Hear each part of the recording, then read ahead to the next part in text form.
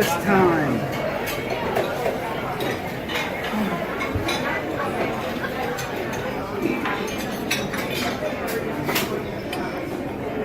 Jerusalem bagel with za'atar. Omelet made to order. Day in Jerusalem that we're going to get to walk literally in the footsteps of Jesus today. Gotta pray for health for our team. Pray that you would just help all of the details to fall together. That you would help us to get into the places that we're supposed to get into, that you want us to see, and that you would just prepare our hearts and our minds for what's going to happen. So God, we give this day to you. Lead us, guide us, prepare us, speak to us, change us. I pray this in Jesus' name. Everybody said? Amen. Amen, amen. 135. Unfortunately, the Jews lost that revolt as well. But again, to remind you, if we had a huge revolt here in 70, and of course it has the highlight in Masada in 73 AD, but the whole temple destroyed in 70, well, not all the Jews were dispersed and left. They were kicked out of Jerusalem, but they were still in the land. Those that weren't put as slaves or killed, of course, but there were always a remnant. God works with a remnant. Otherwise, observant if you're Orthodox. So, many laws are, for instance, you don't work on Shabbat. All your food has to be prepared ahead of time. I don't know if you remember, but on Shabbat morning, where we were at the hotel, there was no eggs being cooked for you and things. You can't cook on Shabbat. Things are different, and that's not just that hotel. Any hotel in Israel that is Jewish, okay? Because you have Arab hotels here too, and of course they'll cook on Shabbat, but the Jewish ones no. So there's no toaster, for instance, for you on Shabbat. You know, little things like this. Again, here's the Lion's Gate, also known as St. Stephen's Gate. It was the most important gate, June 7th, 1967. That is when the Israeli paratroopers managed to break through that gate and get to the Temple Mount and declare Jerusalem the undivided capital of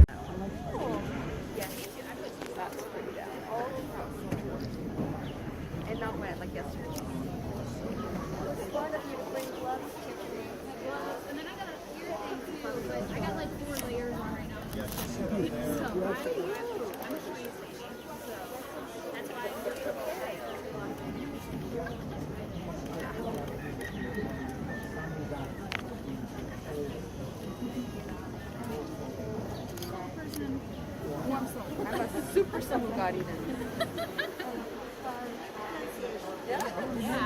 Did you whisper staticky? Yeah. I know.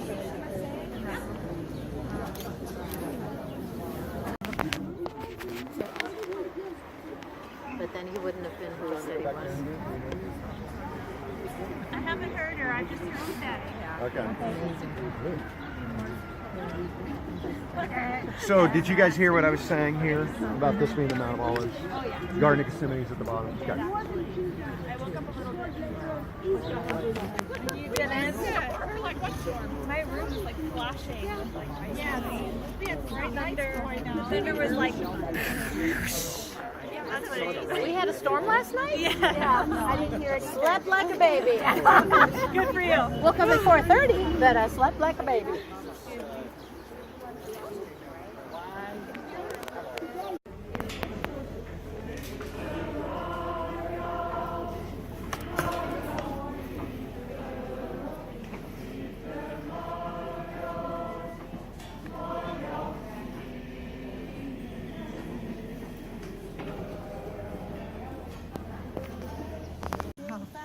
And from the document. And we had one, his name is Gemariyahu, son of Shaphan, who was a high-ranking official in the court of King Jehoiakim. that is recorded in the Bible for you. And there we have his name. There were so many names and so much of the Bible. Every time someone tries to prove the Bible isn't right, hello, keep trying to prove, you're going to be wrong every time. Yeah. Right? So this was an extremely exciting find. We were coming to this place, and the upper portion is called a 4-room house. And it was, again, for royalty. Over here, they actually found a toilet.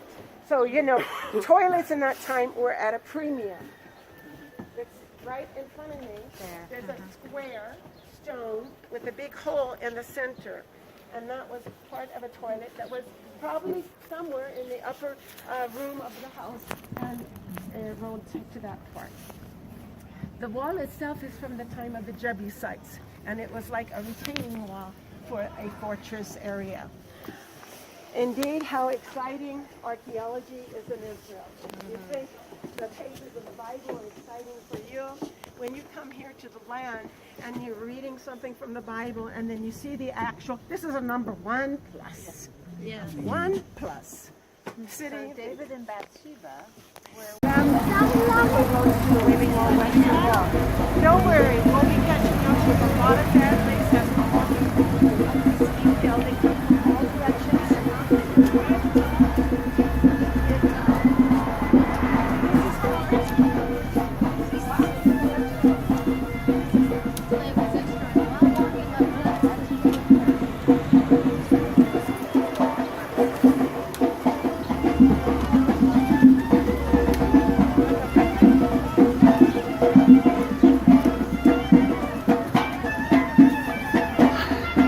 Bar Mitzvah Day.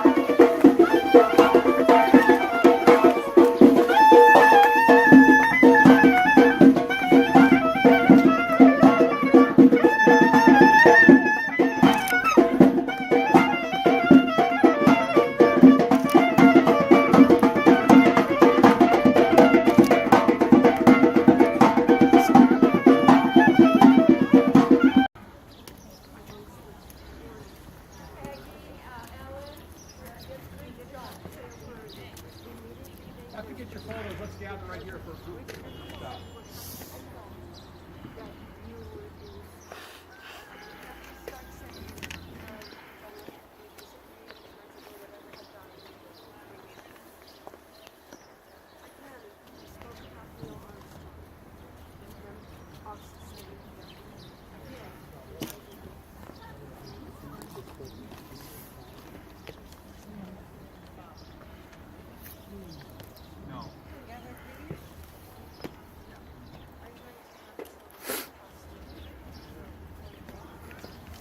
right here.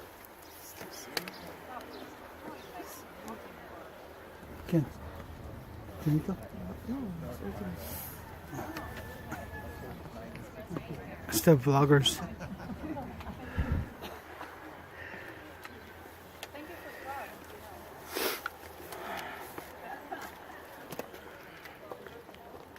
Is one of my highlights because this is not a recreation. This is not, well, they rebuilt it. These are these steps that Jesus taught on and that Jesus walked up to the temple. And what would oftentimes happen is Jesus would come to the temple and he would teach in the temple. And many times the people would just gather right here on the steps, and this would be common for a rabbi to teach at a place like this because people could sit and they could hear and they could begin to take it in. And so many times Jesus would come here early in the morning. If we don't know exactly where and how, but I made mention to this the other day. If you read John chapter 8, it said that early in the morning Jesus was in the temple courtyard. So someone was writing. He was teaching, and that's when they brought the woman who was caught in adultery to him and said, "Okay, Jesus, what do you say?" And you can just imagine that you're sitting with the 12 disciples right here, and you're part of the group that's kind of lingering around and holding on to the words of Jesus as Jesus would just come up here and he would just tell stories, and he would just tell that you are here. You're in the place. You are in the most authentic teaching place of Jesus anywhere in history. On the day of Pentecost, when the church started, there was 3 festivals that the Jewish people would come down for. They would come down for Passover, Pentecost, and the third one, is it Day of Atonement? I can't remember. Oh, the Tabernacle, the Festival of the Tabernacles. It is when they would celebrate the coming out of Egypt. The Tabernacles is, the festival of the tents of the children of Israel who wandered for 40 years. Those were the 3 times that all the Jewish people would come to Jerusalem. And so the day of Pentecost is the day the church started. So let me just set the scene for you. Passover happens. Jesus is crucified the next day. They have to bury Jesus before the Sabbath starts, so they're in a hurry to get him buried. The Sabbath happens, and then on Sunday morning, Jesus rose from the dead. Now, I can't remember the exact timing. It's 5 to 6 weeks later. Is the day of Pentecost, and the disciples have been waiting in Jerusalem. They've gone to Galilee, but then they've come back and they're waiting here. And so again, you've got 500,000 Jews who have come down for the day of Pentecost. And so Peter preaches to all the people on the day of Pentecost. This is where he begins to talk about this Jesus whom you crucified. God has made him. God rose him from the dead, and he's the Lord of Christ. And the people said, "What should we do to be saved?" And Peter replied, "Repent and be baptized, every one of you, in the name of Jesus, for the forgiveness of your sins, and you'll receive the gift of the Holy Spirit." Now, one of the reasons why I asked Joni where all of the ritual baths were is because that was part of the Jewish customs, is they would cleanse themselves before going into the temple. So where do you think they found water to baptize 3,000 people? It was in these baptistries that had been put all along. And this right here, all around here, is where the 3,000 were baptized. It's where the church started.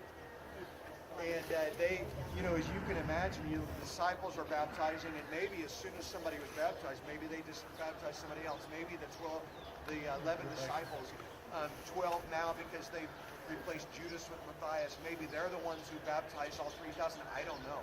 But it happened right over here in all of these baths, that these ritual is, what do they call them? Mikvah. In these mikvahs. So there's water. They were baptized all right here.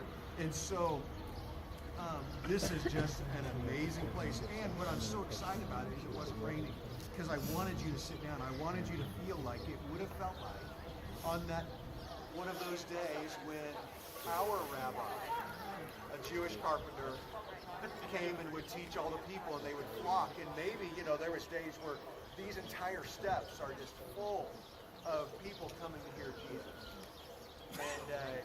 And you are on the very steps. Of the stone, and everything else is yours. Nobody can do this is numbers. I want you to look straight ahead and look at the stone. What do you see on the stone? In the far corner, a whole bunch of big boulders and stones. But what do you see straight ahead in this area? What could cause this kind of damage? Earthquake? How many agree with the majority? The earthquake. Great, I'm glad. But It was from the walls, the rocks get pushed down. The rocks were pushed down. They were pushed now into this back corner area. And all the rocks, why were they pushed down? Because the Romans were trying to destroy all of Jerusalem and knock down all the walls. These stones are made of limestone. It doesn't take much for them to dip in these rags of fire and push it into the openings of the rocks, and the stone is heating up, and then it goes, and it pushes out and down and falls. So the Romans weren't able to do that with the 500 tons. You can imagine. But anyway, so this is not earthquake, it's caused from the height. All of these stones you see here, this is from King Herod's time, 22 years before Christ. There's a staircase here, if you see it on the right-hand side, showing you led up. In the movie, you'll see this Robinson's Arch, and you'll see that it was a huge staircase with another entrance into the Temple Mount area.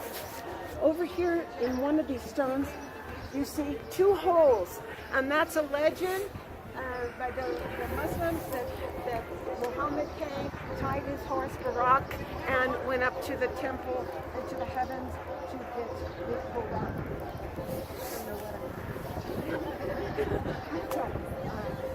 Everything everywhere, because my hands go flying and I point out a cable away. So I want to, when you're done explaining, I want to explain a couple things here. Okay.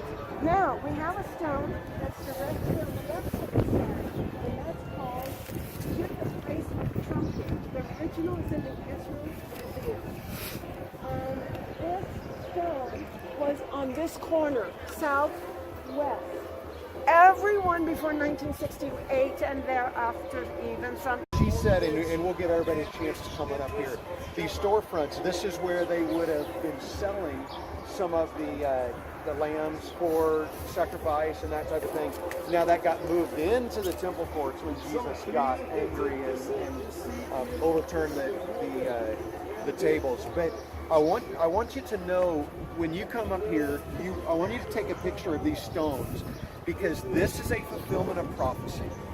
That this right here is what Jesus said. You remember he said that someday every stone will be turned over off of the temple. And the Pharisees were like, okay, you're ridiculous. What are you talking about? Well, here's one of the things that this was a fulfillment of prophecy, is Jesus talked about that there will not be a stone left up. They'll all be thrown off.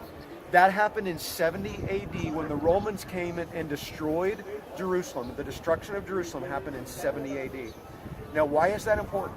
Many people said, well, the writers of the Gospels just made all this stuff up so that they could make Jesus look like he really was the Son of God or a prophet. Okay, if the destruction of Jerusalem was a major event, if when they were writing the Gospels, don't you think that when they put in that prophecy, they would have said, and you knew that happened in 70 AD? Well, the Gospels were written before 70 AD. So when Jesus made that prophecy, this had not yet happened. And so, can we kind of move out of the way? They're trying to get through here, and so this was a fulfillment of prophecy. These stones being overturned was something that Jesus prophesied would happen. It did happen, and the Gospels were written before that actually occurred.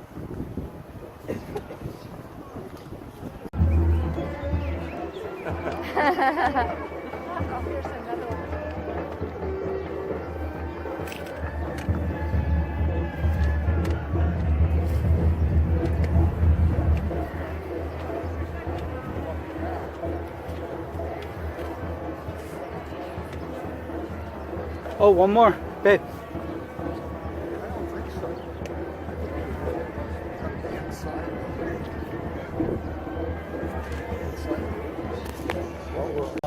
Chuck is was on our staff for 7 years, and the building that we meet in our auditorium, Chuck his main job was building that building, and it was 5 years ago on March 3rd that Chuck passed away here at the Wailing Wall. And this is Laura Wadley was married to Chuck, and so this is the first time for her to come here and to be here. And if you go to the bottom of the cross tower at the church building, at the bottom is a rock with a memorial to Chuck. That he had finished getting our building built. We dedicated it, and he went on sabbatical, and the first week on his sabbatical, he passed away right here. Excuse me. And so I think about just the significance of this moment where as he was walking in the footsteps of Jesus, he walked into the arms of Jesus. And so this obviously is, this is for the Jewish people. This is the holiest site around. Would I be correct? One of them, anyway. This is the original wall. But we just wanted to make sure that we had time here, and I want to make sure that Laura and Bill had time here.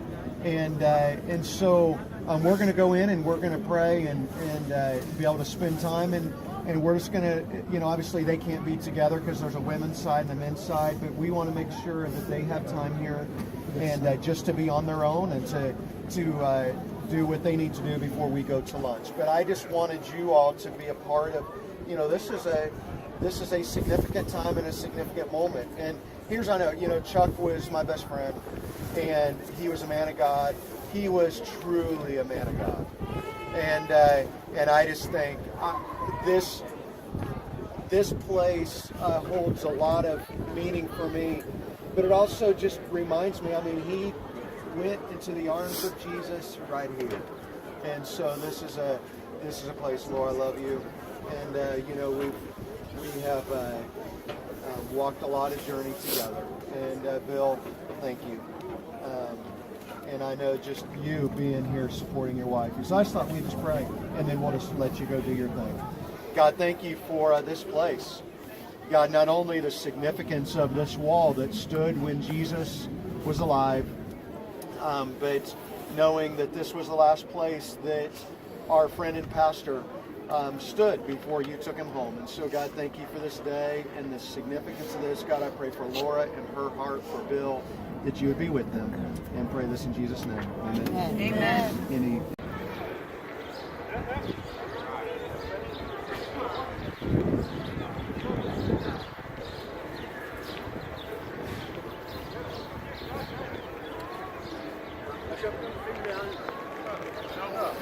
Beautiful day out at the Western Wall. Second time with the yarmulke.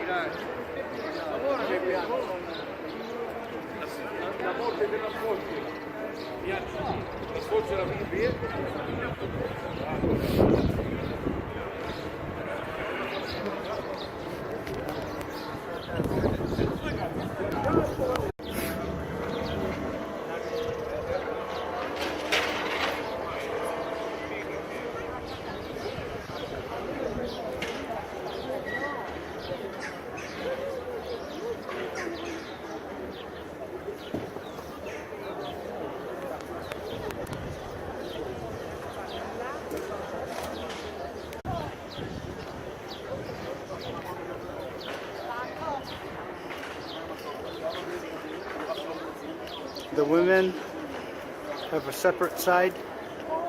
We can't all be together. So they have their own separate side of the wall.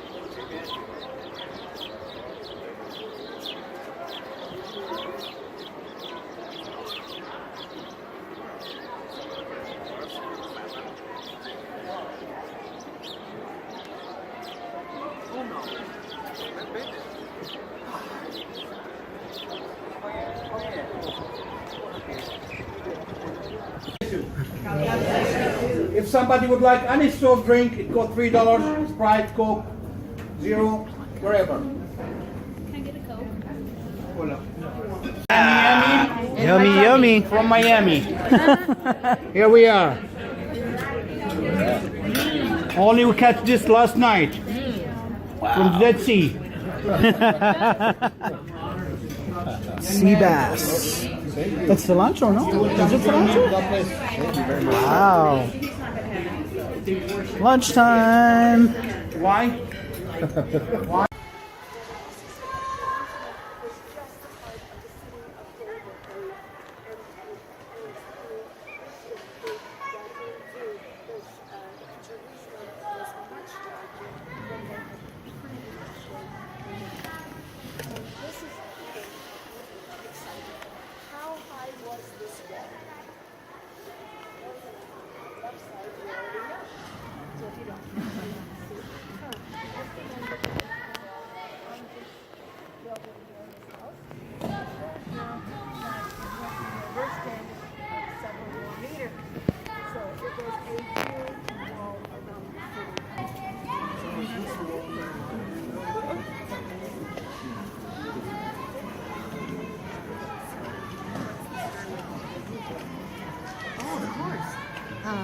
That's a whole nother God story.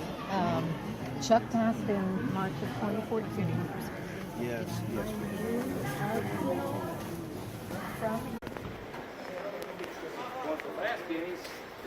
Entering Zion Gate, Old City, Jerusalem.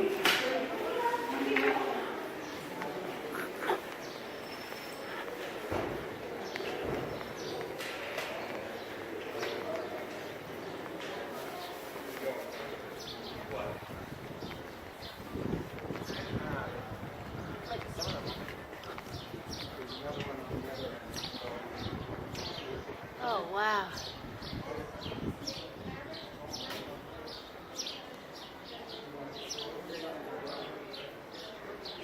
The Romans, they could go on and on. The Roman whips were made in such a way that they attached a nice and long, sharp elements. And so when the whip went around you, it wrapped around the body and was tearing both when it entered and when they took it away. And they would do the upper body and, of course, part of the face, neck, head, guns, your back, your legs, your front. The Romans had no mercy whatsoever. The Jewish scourging never had those items attached to it. It was a normal whip. This someplace always reminds me that you mentioned Saddam Hussein. There was he was sending the Scud missiles over possibly with us. Israel received 39 Scud missiles. Okay. So does everybody know where we are? No. No. Okay. So this is Caiaphas' house. Caiaphas was the high priest when Jesus was crucified. And so the high priest is the one who kind of controls everything. So it is here that Jesus was brought when he was arrested.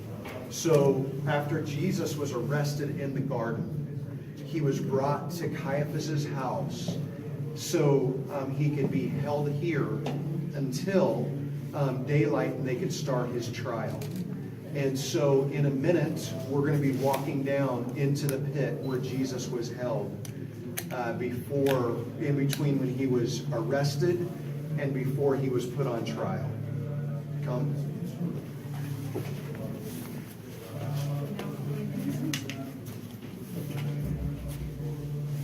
I guess we're supposed to go this way. Yes.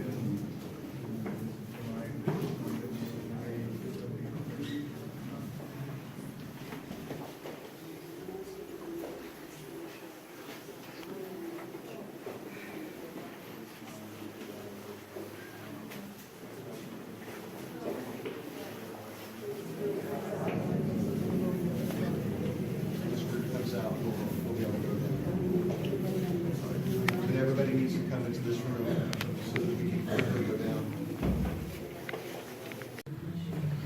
Okay, so I'm going to go ahead and just keep coming on in, making room for everybody. So this right here is when Jesus was arrested. Come on in, keep squeezing on in so we can get everybody in. So the night that Jesus was arrested, he was brought through this hole right here into this pit, and he was held prisoner until the trial started in the morning. And let me just read this Psalm chapter 88, this prophecy that is out of here. It says, Lord, you are the God who saves me. Day and night I cry out to you. May my prayer come before you. Turn your ear to my cry. I am overwhelmed with troubles, and my life draws near to death. I am counted among those who go down to the pit. I am the one without strength. I am set apart with the dead, like the slain who lie in the grave, whom you remember no more, whom you cut off from your care. You have put me in the lowest pit, in the darkest depths. Your wrath lies heavily on me, and you have overwhelmed me with all of your waves. You have taken from me my closest friends, and have made me repulsive to them. I am confined and cannot escape. My eyes are dim with grief. I cast to you, Lord, every day. I spread out my hands to you. Do you show your wonders to the dead? Do their spirits rise up and praise you? Is your love declared in the grave, your faithfulness in destruction? Are your wonders known to the place of darkness, or your righteous deeds in the land of oblivion? But I cry to you for help, Lord. In the morning my prayer comes before you. Why, Lord, do you reject me? You hide your face from me. From my youth I have suffered and been close to death. I've become your terrors and am in despair. Your wrath has swept over me. Your terrors have destroyed me. All day long surrounded me like a flood. They have completely engulfed me. You have taken from me my friend and neighbor. Darkness is my closest friend.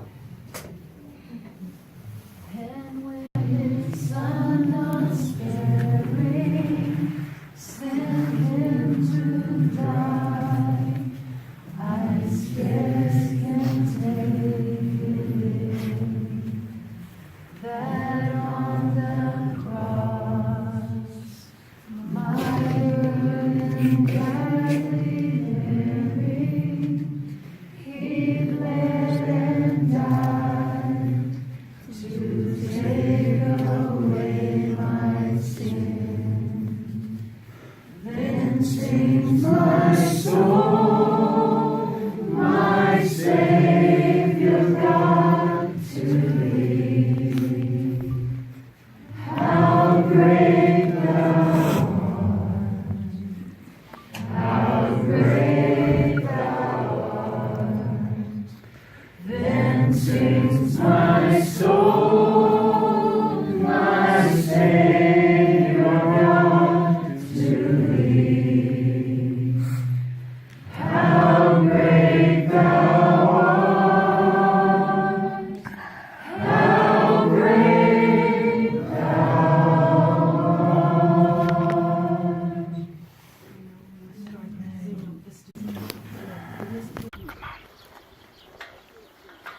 I am not, Peter replied.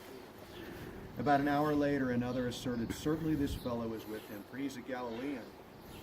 Peter replied, man, I don't know what you're talking about. And just as he was speaking, the rooster crowed. And now listen to this. Just imagine this. The Lord turned and looked straight at Peter. Then Peter remembered the word of the Lord spoken to him. Before the rooster crows today, you will disown me 3 times. And he went outside and he wept bitterly. So just imagine that fire is in the middle. They've got a hold of Jesus. And after the 3rd time he denies him, Jesus looks across the courtyard in the eyes of Peter. And just as that day, that evening, the tears are still falling. Come stand over where I am and look how close the temple was. There's a gold dome.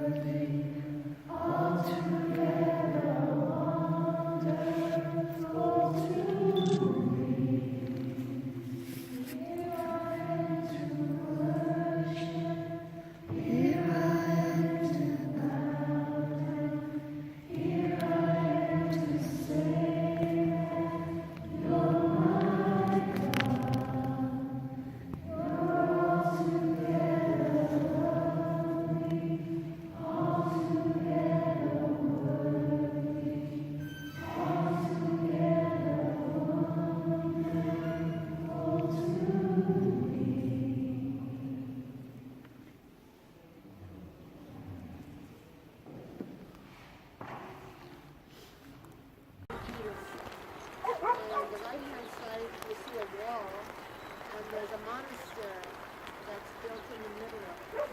To the right of that monastery is a cave. That cave, yes, the traditional says that we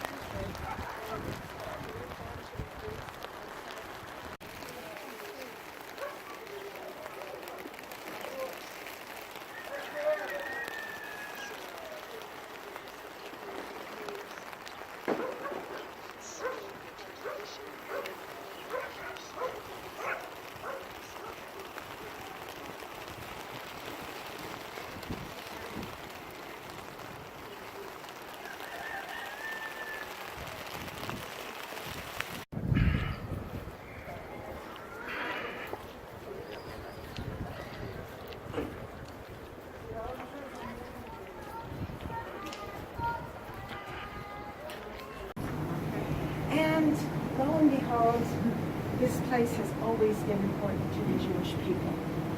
Why? Because the Jews believe that the creation of the world began here on Mount Moriah. The word Moriah comes from a Hebrew word, which means, you can say awe, A-W-E, awe of God. That we just want to worship Him. There's another word inside Moriah, or light. And the light of God shone and created man. And if you want to take it a little far-fetched, you can say you have the word Moreh, Moriah, Morah. is a teacher. And God taught us. Hashem taught us. Well, what happened was, lo and behold, times changed many things in life. And I'm looking for what I want to put on here. We're jumping ahead to the time period of King Herod. So, the first temple was destroyed already. Remember when? 586 BC. King Herod decides he wants to build an incredible temple up here, which would become known as Temple Mount. In order to do so, he has to take everything that's uneven in this mount and make it even.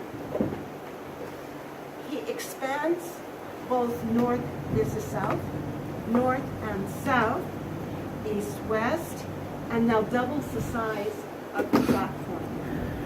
This is Western Wall. Today we prayed here. We saw Southern Wall.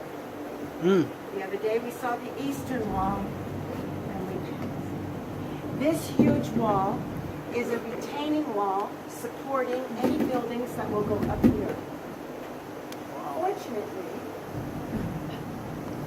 in God's mercy, we were able to rebuild the temple. The temple, how should we put it on the Temple Mount? Like this, this, this, this, this. How? What do you think? North-south? Facing west? No? Anyone West and who east? said west is correct. Now you get the picture.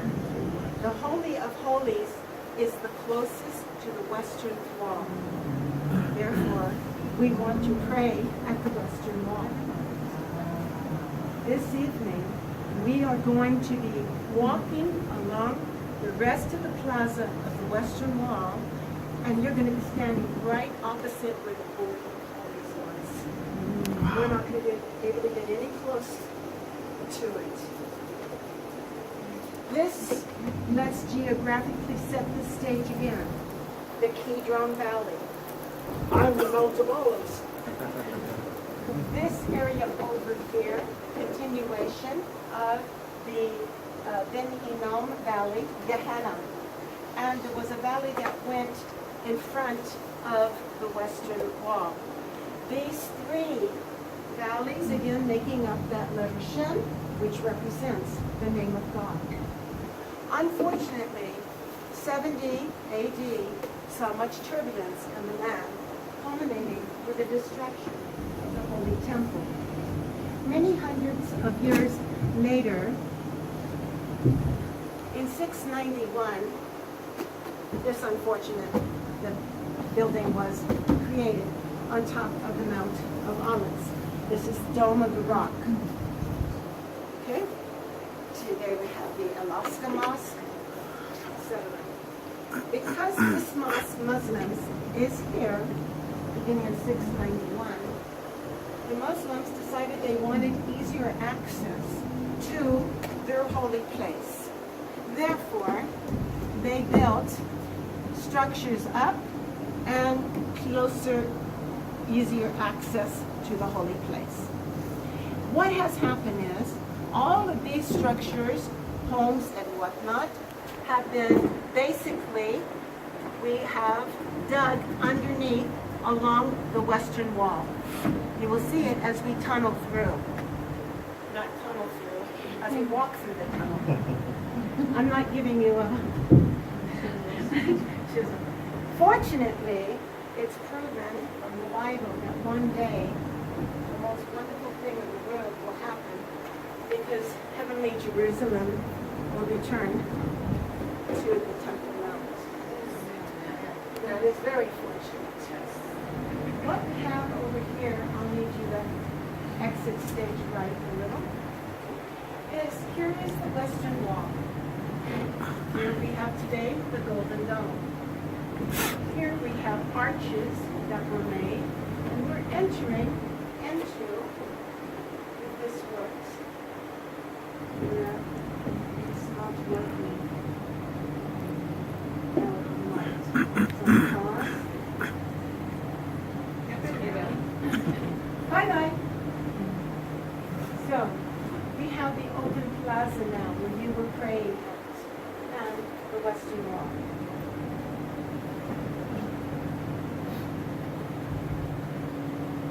Go to the next picture.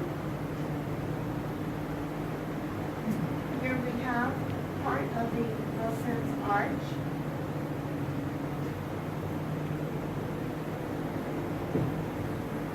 And you see from underneath that arch. Another movement of the picture is bringing you to the Western Wall again. And let's stop for a moment. Here, that line. They're giving us certain lines. The green is probably, I think, the most important, because this is where the foundation stone is. This is the basic of Mount Moriah. This line here is the time period, water of the Hasmonean tunnel, water through here. And the red line is the Herodian street. So Herod built an incredible street that all pilgrims and people that wanted to come to the temple, and they were on that level. Again, the temple is in a place instead of the Dome of the Rock. This area, yes. I think it's supposed to be your guide. Me. It's 710? Yeah.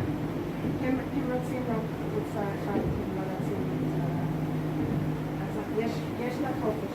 אין לי חופש, יש לי עוד סיוע. Okay, so we didn't tell her ahead of time she wasn't going to be the guide. She was going to be the guide for the group. But the man at the ticket office, I smiled. Yay! Anyway, I'm always smiling. What's the difference? Okay. Anyway, here is the Robinson's Arch area. Remember I told you saw in the movie there was a staircase? Okay, so that's entering. This area up here is leading to the commercial center, and where Jesus would have overturned the tables, saying, "You made my father's house into a house den of thieves," or whatever. I'm not quoting correct, but close enough. Yes, that's good. Yeah, especially for nighttime. Yes. We are going to make advantage of seeing as much as we can. So we're going to continue on. So can you figure out anything about what's behind us?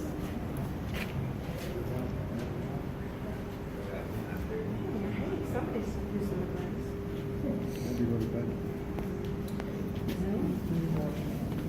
They went down because it was used in a probably first temple period time. And it is a Mikvah. Oh. So you can see some steps that are leading down, and then that was probably the way. So this would have been used by the priest in the first temple period. All right.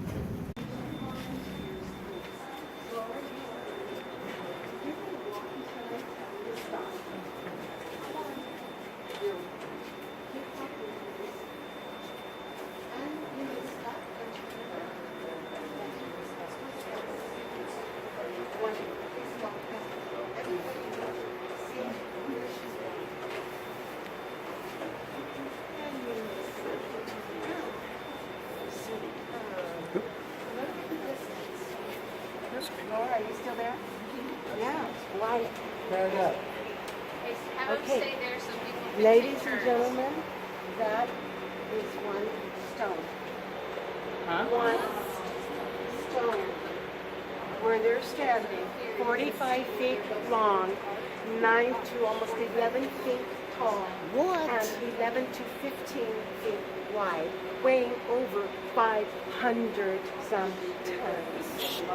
it's a completely fueled 747. Wow. You know, like, what? So Wow, please, that's you can crazy. Come back and join the group. Now let's hear it for our wonderful mom. Now I want you to pay attention to what is exactly here in front of us. So I feel I'm repeating. The western wall is another 13 to 17 courses below this point. So when you're at the plaza, you're at one level, but that's still, you've got many feet below you. Look at how it's made. This indentation is immediate. Someone sees it and they know this is Henry's work. This is what he did to make his design so special. If you look closely, there's no cement between one layer and the other. It's pressed right onto the next layer of the stone, indented back. You will see it as we continue walking. Now you might ask, Joni, what are all of these doing? Waiting for people's prayer notes? No. This was done on purpose because when the Muslims were here and building homes up on the top, they needed to have the ability to plaster this area. First, they wanted to make it into a cistern, and the cistern holds the water, and it wasn't adhering to do this, so they opened up the areas and putting more plaster and to attach more building to it. So it was some kind of engineering feat or fact. As we are walking, you will see the next stone is also very large, but more like 20-some feet long, the longest. This we call the master stone. But now you're going to say, wait, why do they need it? Right? Everybody say it. Wait, why do they need it? Well, all right. We know that there's an earthquake fault line in this part of Jerusalem, and this may be the place where it would need to be the strongest. We've had many major earthquakes in Jerusalem, and this stone hasn't budged at all. When the Romans were trying to destroy the western wall, do you see above? They actually only got to that point and gave up. They said, this is too much work. What's behind this wall? A vault. A vault, which we don't know what is inside the vault. But we have special seismic engineering equipment that we do know there's a vault behind this stone. Someday, we will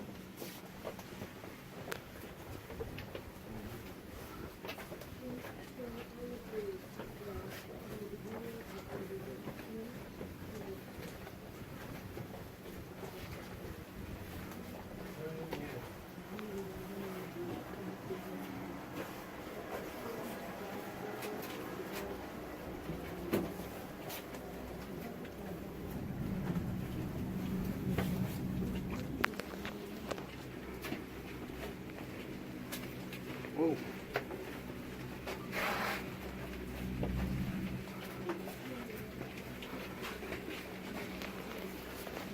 If you're claustrophobic, do not enter.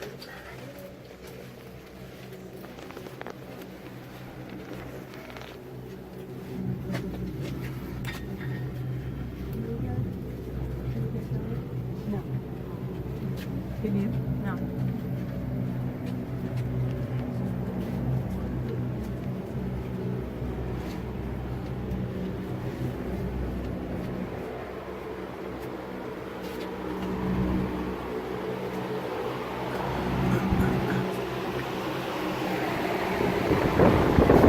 Whoa! Woo! Long way down.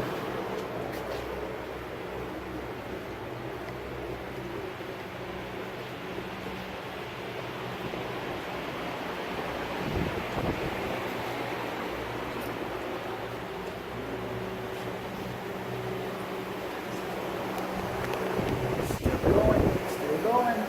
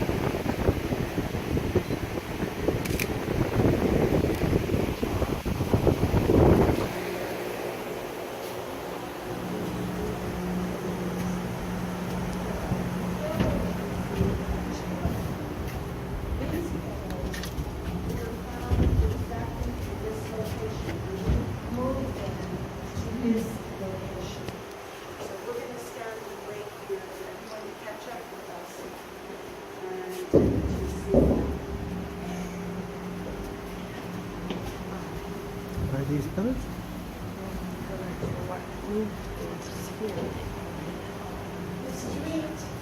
that I'm standing on ended here.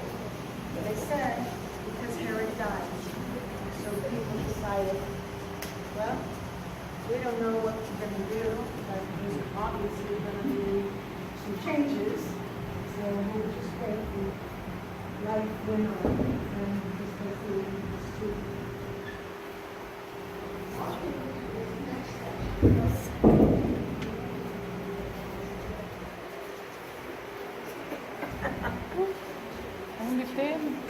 Wala yun. Wala.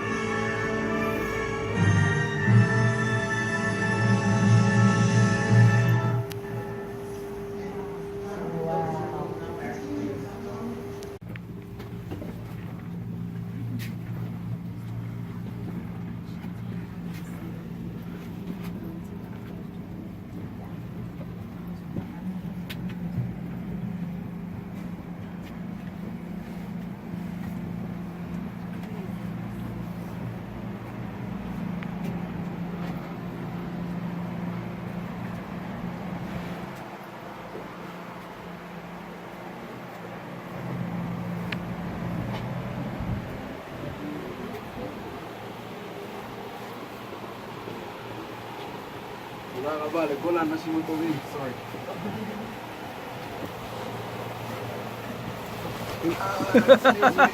Sorry. Tight squeeze.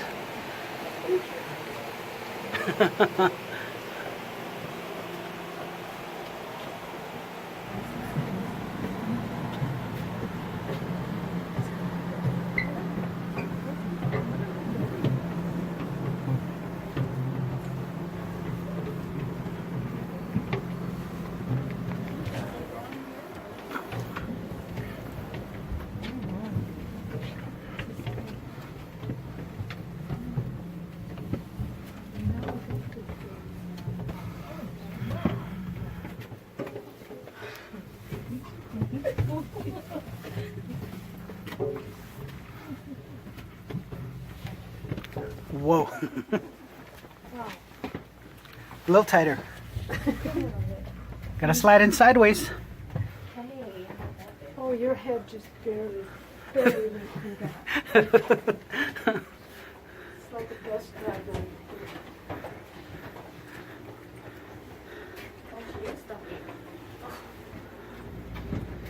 Wow.